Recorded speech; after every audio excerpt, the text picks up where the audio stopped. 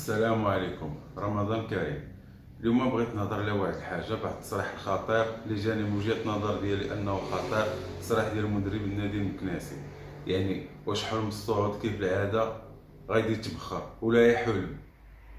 لقاش التصريحات ديالو بانه باش تيقول بان الفرقه حققت المانتيان وجمعت النقاط باش ما طيحش للدرجه الثانيه في الهواج، راه خطيره بزاف.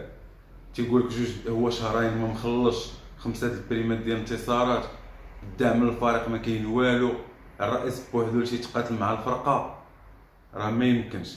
تنعيشوا كل عام نفس السيناريو، ديما تيكون الديبار مزيان ولكن فاش تبغي تقرب للاريفي ماشي تتفشل الفرقه. ولكن ما نعرف واش شكون هذا اللي تيدير العصا الرويضه، شكون هذا اللي الهدف ديالو بانه النادي المكناسي ما يطلعش للقسم الوطني الثاني ولا القسم الوطني الاول. شكون اللي يدير العرقله لهاد المدينه بالخصوص؟ ابار كره القدم شكون يدير العرقله لهاد المدينه؟ مدينه ولات بحال العروبيه، ولات مدينه مكناس اللي كانت تضرب بها المثل، ولا ديرها بحال شي فيلاج. وزيد وزيد وزيد، ما بقات عن تنميه، ما بقات حتى شي حاجه، ما بقات حتى شي حاجه في هاد المدينه تتفرح.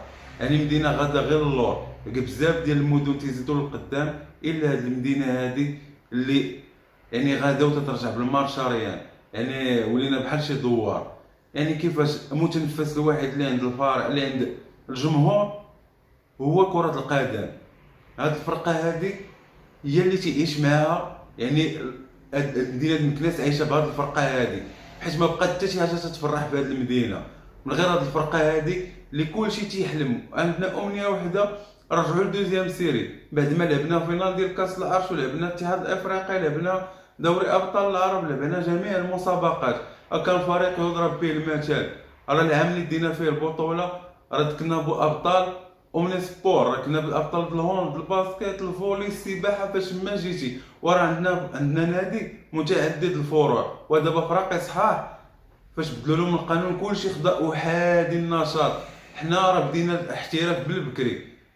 يعني هذا اللي عنده اللي الهدف ديالو بانه يدير العصا في الرويضه وهاد الفرقه ما تزيدش للقدام، راه خصنا نعرفوه شكون.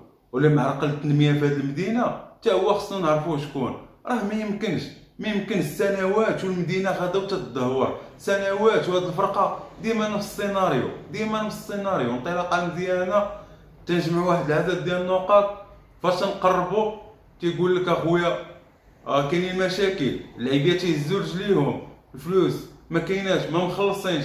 وشكون هذا البطل اللي باغي يكون هو البطل ديال مدينه مكناس يدخل ويطلع لنا الفرقه وكلشي يبقى يهلل بالسميه ديالو؟ يعني عاونوا هاد الفرقه، راه ما يمكنش. راه في الاخر تتجي غير في الجمهور، هو اللي تيتمحن، هو اللي تيديبلاصا، هو اللي تيشجع، هو اللي ما تيسكتش. غير الماتش الاخر ديال تيزنيت راه بنادم تيطلع فوق بنادم باش يشوف مقابله ويشجع الفرقه. راه ما يمكنش تحرمونا من هذا الصعود. راه هذا العام هذا الا ما طلعتش نادي المكناسي راه ما عمرها ما تحلم بدوزيام سيري. فرصه جات حتى لبين يدينا ما خصناش نضيعوها. واش نهضروا كاع مع رجالات مكناس وكاع المسؤولين على هذه المدينه هذه، عاونوا الفرقه، عاونوا الفرقه باش تطلع لدوزيام سيري. راه ما يمكنش تا قربنا للعوينه وما نشربوش منها، راه مستحيل. راه اسهل، يعني كما تنقولوا اسهل حاجه ولا اسهل عام ديال الطلوع راه هو هذا.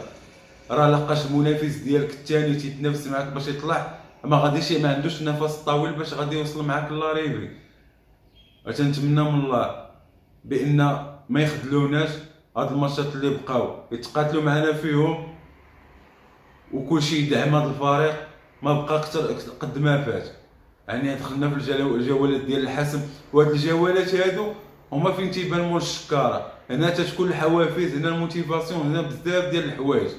راه بغينا نطلعوا هاد العام هذا، وتنتمنى من الله الخير، وبجمهورها ان شاء الله غادي توصل رغم كل العراقيل. والسلام عليكم وديما كوضين.